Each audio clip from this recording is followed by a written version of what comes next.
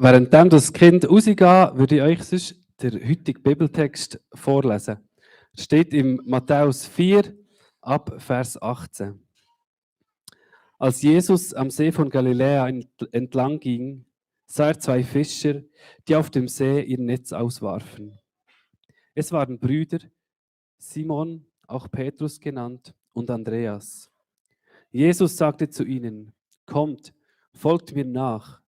Ich will euch zu Menschenfischern machen. Sofort ließen sie ihre Netze liegen und folgten ihm. Als er von dort weiterging, sah er zwei Brüder, Jakobus, den Sohn des Zebedäus, und Johannes. Sie waren mit ihrem Vater Zebedäus im Boot und brachten ihre Netze in Ordnung. Jesus forderte sie auf, mit ihm zu kommen, und sofort ließen sie das Boot und ihren Vater zurück und folgten Jesus. Wir feiern heute in Heilsarmee den Internationalen Tag der Kinder und der Jugendlichen. Und darum tun wir den Gottesdienst mit den Jungsoldaten zusammen gestalten. Und eben das Thema Footprint ist wie dort auch vorgeschlagen worden. Und ich freue mich, oder für mich ist es eine Ehre, dass auch zwei junge Frauen gesagt haben, sie würden gerne einen Teil der Predigt übernehmen, sich vorbereiten und ein paar Gedanken mit uns teilen. Und ihr dürft also sehr gespannt sein auf das, was sie zu sagen haben. Der heutige Bibeltext erzählt uns die Berufung der ersten Jünger. Und wie gesagt, geht es in diesem Gottesdienst um Fußabdruck. Und wahrscheinlich geht es euch genau gleich wie den Jungsoldaten. Wenn man das Wort hört, denkt man sofort an ökologischen Fußabdruck. Und uns ist es wichtig, wie auch noch zu sagen, es geht uns nicht darum, den Klimawandel klein zu machen oder zu leugnen, aber wir wollen heute Morgen wirklich auch den Fokus darauf legen, wie können wir denn sonst in unserem Leben eben auch einen positiven Fußabdruck hinterlassen. Fußabdrücke hinterlassen, die Segen sind für andere Menschen. Und wir wollen in diesen Bibeltext eintauchen und schauen, was der uns für das zu sagen hat. Wir lesen davon, wie Jesus kommt und wie er die Jünger, die Fischer sieht und in seine Nachfolger ruft. Und für uns persönlich mag das vielleicht auf den ersten Blick etwas Spezielles sein, dass der einfach zu denen hergeht und sagt, kommt und folgt mir nachher. Aber zu dieser Zeit ist das eigentlich nichts Spezielles gewesen. Es war eine Tagesordnung, dass Gelehrte, weise Männer, sogenannte Rabbis, sind unterwegs waren und ein paar Jünger hatten, die von ihnen lernen durften. Sie haben junge Männer, meistens noch im Teenageralter, an ihre Seite genommen und ihnen eben ihre Weisheit weitergegeben. Zu der Zeit war es eine Ehre, wenn ein Rabbi dich an seine Seite genommen hat. Weil das ist vielfach der einzigste Weg zur Bildung war. Und darum ist es auch für Eltern etwas Besonderes gewesen, wenn ihr Sohn für das ist auserwählt wurde. Wenn ein Rabbi kam und hat gesagt, komm und folg mir nachher. Weil das ist vielfach eher der mehr bessere Teil der Bevölkerung zugutekommen. Und so war eben auch Jesus unterwegs und hat die Männer in seine Nachfolge gerufen. Das ist auf den ersten Blick nichts Außergewöhnliches gewesen. Und gleich war es anders gewesen, als wenn andere Rabbis das gemacht haben. Das Außergewöhnliche daran war nämlich, dass er Männer in seine Nachfolge gerufen hat und nicht Teenager. Wie wir alle wissen, je älter dass man wird, desto schwieriger wird es, etwas Neues zu lernen. Und darum haben die Rabbis eigentlich möglichst junge Burschen an ihre Seite genommen, die schnell lernen konnten. Und nicht Männer, die schon über 20 waren. Wir wissen nicht genau, wie alt das, die Brüder waren, die hier berufen wurden. Aber der Fakt, dass sie bereits einen Beruf hatten, zeigt uns auf, dass sie schon ein bisschen älter waren. Und eben nicht mehr 12, 13. Sie haben ihren Weg von ihrem Leben eigentlich schon ein bisschen eingeschlagen, haben die Weichen gestellt und sie waren dazu bestimmt gewesen, in den Fußspuren von ihren Vätern zu laufen und in denen vorwärts zu gehen. Dass sie noch sich einem Rabbi anschließen könnten, von dem etwas lernen könnten, ist eigentlich ausgeschlossen gewesen. Und so können wir uns fragen, was hat Jesus in diesen Männern gesehen? Warum hat er gerade die berufen?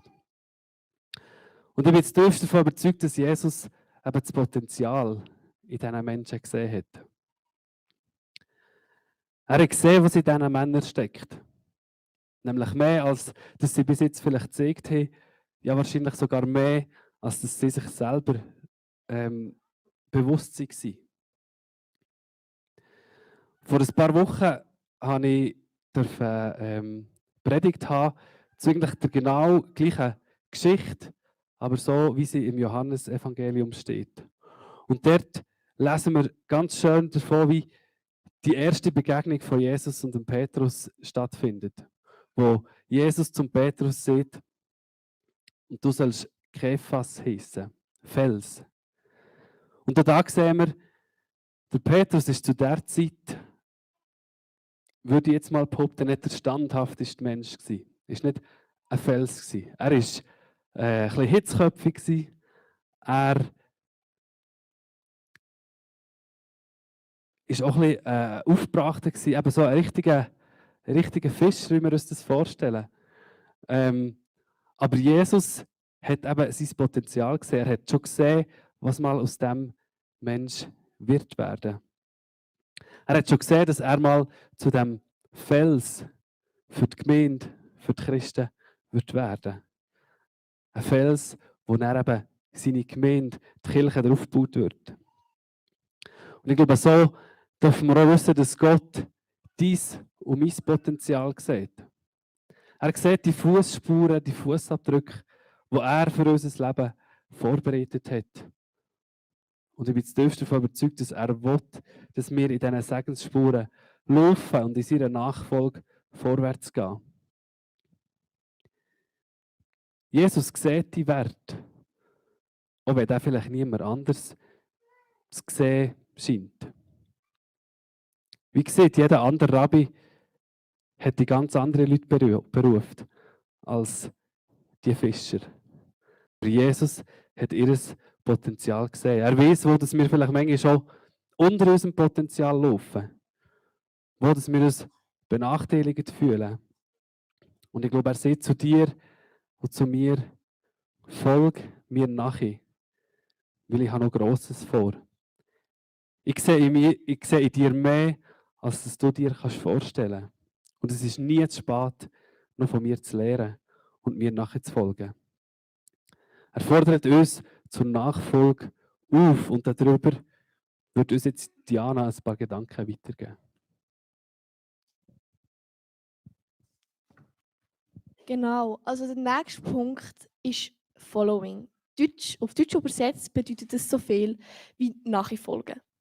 In dem Text, den uns Adi vorhin vorgelesen hat, ist es ja darum gegangen, dass Jesus die Jünger hat aufgefordert, immer nachzufolgen. Und die haben er alles zurückgelassen und sind immer nachgefolgt. Ich weiss nicht, vielleicht hatten die auch schon Familie gehabt, oder die sicher auch Freunde gehabt und ein Umfeld. Und die waren vielleicht nicht so heiß, alles zurückzulassen, aber sie haben es trotzdem gemacht. Meine Frage an dich ist jetzt, würdest du das auch machen, wenn dich Jesus dann zumal aufgefordert, ey, folg mir nach? Ich weiß nicht, ob ich da und einfach hätte ich alles zurückgelassen und dann wäre ich nachher gefolgt. Dann zumal war Jesus aber noch unbekannt. Das heisst, er war noch nicht so bekannt, er hat noch nicht so Predigen gehabt. Aber es war auch normal, wie Zadi hat gesagt, dass ein sogenannter Rabbi, ein Lehrer, hat Schüler hatte. Aber das waren nie Männer oder einmal sehr selten. Und schon gar nicht erst Männer mit einem Beruf. Weil dann zumal haben sie so ein bisschen nach dem Motto gelebt, einmal Fischer, immer Fischer. Das heisst, Beruf gewechselt, das hat man nicht unbedingt gemacht. Aber vielleicht hat uns Jesus mit dem gerade etwas zeigen, nämlich, dass egal was für eine Vergangenheit oder was für eine Gegenwart oder sogar schon Zukunft du hast, du darfst immer nachfolgen. Aber wie können wir heute Jesus überhaupt nachfolgen? Ich glaube, dass wir Jesus nachfolgen können, indem dass wir beten, in Kontakt mit ihm bleiben, nach ihm bleiben, in der Bibel lesen und vor der Bibel lehren und anderen Leuten, wenn sie die Gelegenheit bieten, von Jesus zu erzählen. Und Jesus will auch dich. Jetzt kommt noch der dritte Punkt von Miriel.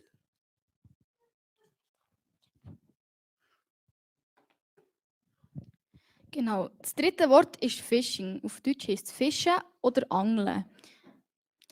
Jesus hat zu diesen Männern gesagt, er mache sie zu Menschenfischer. Ich glaube, Menschenfischer sind jetzt im Zusammenhang mit der Bibel Leute, die Menschen fischen und sie so gesagt ins Boot vom Glauben holen. Die Menschenfischer machen die gefischten Leute zu Nachfolger von Jesus. Ich habe mich bei der Vorbereitung so ein bisschen gefragt, warum hat er genau Menschenfischer gesagt? Er hätte ja auch ein anderes Wort brauchen dafür. Vermutlich hat Jesus Menschenfischer gesagt, weil zumindest die Brüder halt auch Fischer waren. Und wahrscheinlich hat Jesus ihnen, wie schon gesagt, einfach klar machen, dass auch nicht nur reiche und angesehene junge Männer können, ja, halt ihm nachfolgen, sondern eben auch normale, arme Fischer.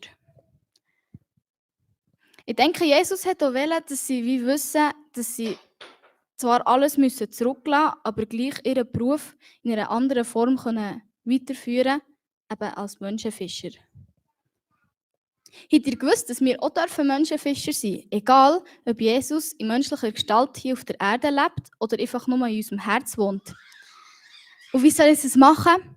Ich glaube, dass es schon nur reicht, wenn wir jemandem eine biblische Geschichte erzählen oder für jemanden beten.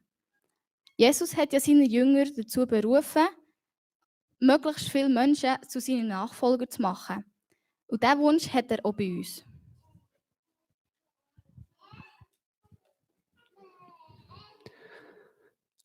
Also wir haben gesehen, wie Gott die Fischer beruft. Was das er in ihnen gesehen hat und wie das schlussendlich ihre Identität verändert hat. Sie waren nicht mehr länger einfach Fischer gewesen, sondern sie sind zu Nachfolger von Jesus Christus geworden. Wir haben aber auch gesehen, dass Nachfolge uns etwas kostet. Es bedeutet manchmal, dass man etwas zurücklässt, dass man vielleicht einen anderen Weg einschlägt, als dass man am Anfang eingeschlagen hat. Und es bedeutet auch, dass wir unseren Fokus manchmal neu ausrichten. Ich glaube, Nachfolge heisst immer, dass wir unseren Blickwinkel auf Gott richten, von uns weg und auf ihn blicken. Und ich glaube, wenn wir das machen, wenn wir die Perspektive ändern, dann verändert das auch etwas in unserem Leben. Dann wollen wir nicht mehr länger einfach nur für uns leben, sondern unser Leben dem Jesus ganz hergeben und andere Menschen in Verbindung mit Gott bringen, eben andere Menschen in das Boot vom Glauben holen. Und genau so können auch du und ich zu Menschenfischer werden. Die Aufforderung, folg mir nachher, die gilt für uns alle persönlich. Er ruft jeden Einzelnen von uns in seine Nachfolge hinein. Die Frage ist einfach, wie lautet deine Antwort auf die Aufforderung? Was ist dein nächster Schritt? Was ist dein Fußabdruck, den du in deinem Leben hinterlassen willst, den du in deinem Umfeld hinterlassen willst? In der Bibel finden wir eine ermutigende Verheißung für unsere nächsten Schritte. Die Verheißung steht im Jesaja 52, Vers 7. Dort steht: Wie lieblich klingen die Schritte des Freudenboten auf den Bergen, der Frieden verkündet, der gute Botschaft bringt, der Rettung verkündet und der zu Zion spricht: Dein Gott ist König geworden. Jesus beruft dich und er beruft mich in seine Nachfolge. Er beruft uns, dass wir ihn an die erste Stelle in unserem Leben setzen. Jesus wünscht sich nicht einfach eine Nebenrolle in unserem Leben, sondern er wünscht sich, dass er die Hauptrolle in unserem Leben darf haben. Und ich möchte euch heute Morgen ermutigen, ein radikales Leben für den Jesus zu leben. Und nicht einfach nur ein lauwarmes Christsein. Wir wollen uns gegen von ihm herausfordern und ihn an die erste Stelle setzen in unserem Leben. Und mutig den nächsten Schritt gehen, weil ich glaube, in dem innen liegt Kraft. In dem innen ist Segen. Und in dem innen finden wir schlussendlich auch Leben im Überfluss. Wenn wir ein lauwarmes Christsein leben, dann ist das nicht mehr als einfach tote Religion. Und es wird uns auf lange Zeit ermüden und ermatten. Aber ich glaube, dass wenn wir ihn an die erste Stelle setzen, können wir eben in diesen Segensströmen vorwärts gehen. Dürfen wir das erleben, was Jesus verheißen hat, dass er kommt und uns das Leben im Überfluss bringt.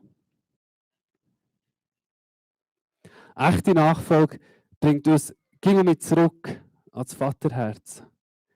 Es bringt uns mit zurück in die Gemeinschaft mit Jesus und ins Zusammenspiel mit dem Heiligen Geist. Und ich wünsche mir, dass wir als Christen bekannt sind dafür, dass wir eben Fußabdrücke hinterlassen, die uns selber, aber auch die Menschen um uns herum, unser Dorf, ja sogar unser Land nachhaltig prägen. Dass unser Leben einen Unterschied macht. Weil wir uns gegenüber von Gott berufen, das zu machen, was er für uns gedacht hat. Und es ist mir wichtig, das bedeutet nicht für uns alle das Gleiche. Für mich bedeutet das jetzt, dass ich Adelboden eben verlasse und weiterziehe. Für dich bedeutet es vielleicht, dass du an deiner Arbeitsstelle mit jemandem über den Glauben redest.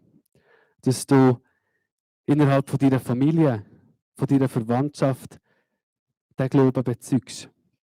Ich glaube, das ist so unterschiedlich, was das dann für uns persönlich bedeutet. Aber ich glaube, es bedeutet für uns alle, dass wir immer an den Punkt kommen, wo wir sagen, und mein Ego soll kleiner werden, damit Jesus grösser werden in unserem Leben, damit Gott immer wieder neu Raum bekommt. Weil das ist im Endeffekt das, was eigentlich bei diesen Jüngern passiert ist. Sie haben ihr altes Leben, vielleicht sogar ihre Träume und ihre Pläne, die sie hatten. Wie gesagt, das waren junge Männer, die ihr Leben vor sich hatten. Die haben garantiert auch Pläne und Träume für ihr Leben. Aber sie waren bereit, die Träume, die Wünsche hinter den Willen von Jesus zu stellen. Und zu sagen, ich tue meinen Willen, deinem Willen unterordnen und folge dir nachher. Und das ist ein Schritt. Nachfolge von Jesus kann uns alles kosten. Aber es bringt uns auch in eine tiefe Gemeinschaft mit Gott. Und das ist etwas, was mir die Geschichte auch aufgezeigt hat.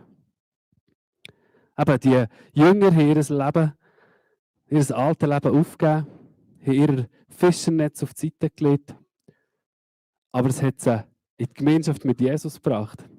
Sie in die nächsten Jahre so nach mit Jesus können unterwegs sein, wie sonst fast niemand in dieser Zeit.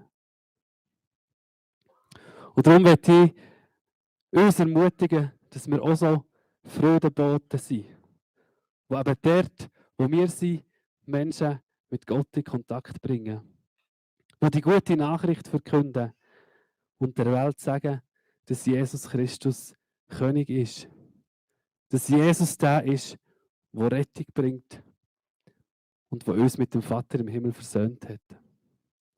Amen.